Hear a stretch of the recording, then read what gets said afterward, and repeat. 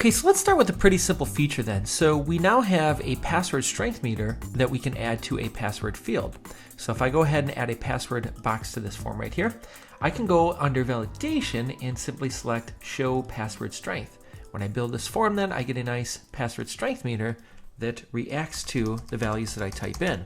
If you have something where you're creating a login system, for example, this is an incredibly useful way to make sure that your users are typing in complex and powerful passwords.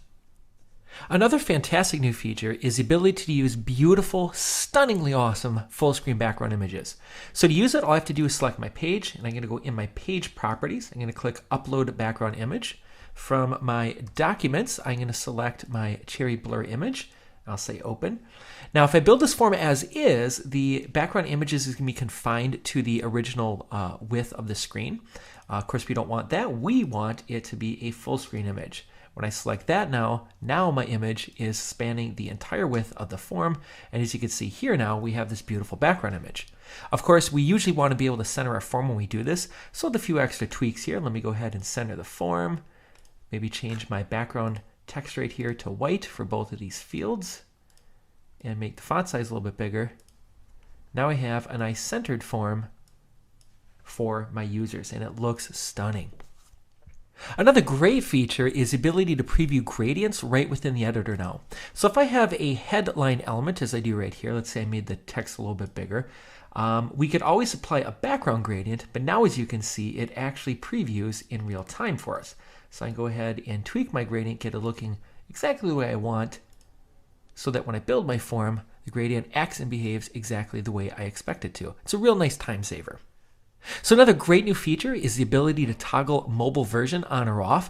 This is mostly about saving time and space on the server. So if you're on a slower connection or a shared host, building a mobile version is essentially building your form twice. Therefore, we now give you the ability to turn that off so that when you're building your form, your builds happen much, much faster. So here's a feature I absolutely love. So in RackForms, we've long had the ability to set conditional form items, which means that we give them some logic so that they only fire when certain conditions are met. So for example, I have this text box right here called text2, and let's say I only want to send this email right here if text is equal to, let's say, the word Matt, that is my name. So in order to set that up, I now have this beautiful condition wizard right here. So basically when I scroll over, I can say select text2 right here. I'm going to make sure it's equal to, and then I'll just type in a value, in this case Matt. And now RackForms automatically creates our condition code for us. What's even better is we can actually apply multiple conditions as well. So let's say I want it to be Matt, or let's say I want it to be equal to Steve. So only if Matt or Steve fill out this form do I actually want to send the email. Of course, we have other operators. We can do less than, greater than, and we even have some custom logic for checkboxes, which allows us to be very specific about what our confirmation condition is. With RackForms, it's all about saving you time, yet giving you powerful, incredible features to use. One of those cool features that we have are called bucket repeaters. So bucket repeaters are simply elements that we can drag inside of what we call buckets that the user can then repeat at runtime. So for example, if I run this form, my user can now repeat this group of elements right here.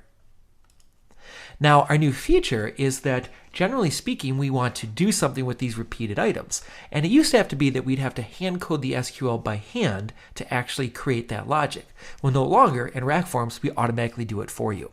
So I'm going to go ahead and right-click and select MySQL for my SQL Plus Automator. I then get my standard interface right here, my SQL Plus Automator Wizard. I'm going to put in a sample name, so I'll call this Bucket Sample 2.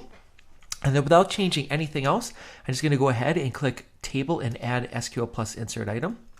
I then have to shuffle these guys right here, so my standard items insert first. But then when I run my form, notice I didn't have to do any coding. I can go ahead and add new bucket items. So let's say we'll add Kevin here. And when I hit submit now, RackForms has automatically created, again, the database entries so that when I refresh my table list right here, I have my bucket sample 2. Here's my first field, and then here are those fields from the bucket. Now, of course, these are actually related back to our first table. So I could perform an SQL join on this right here to say that for every entry, here are the bucket items that I came in. And we even add an entry timestamp for good measure. And again, you don't have to configure that at all. We just did that for you. So taken together, it is an incredibly powerful feature, and it's gotten much, much easier to now use with custom SQL.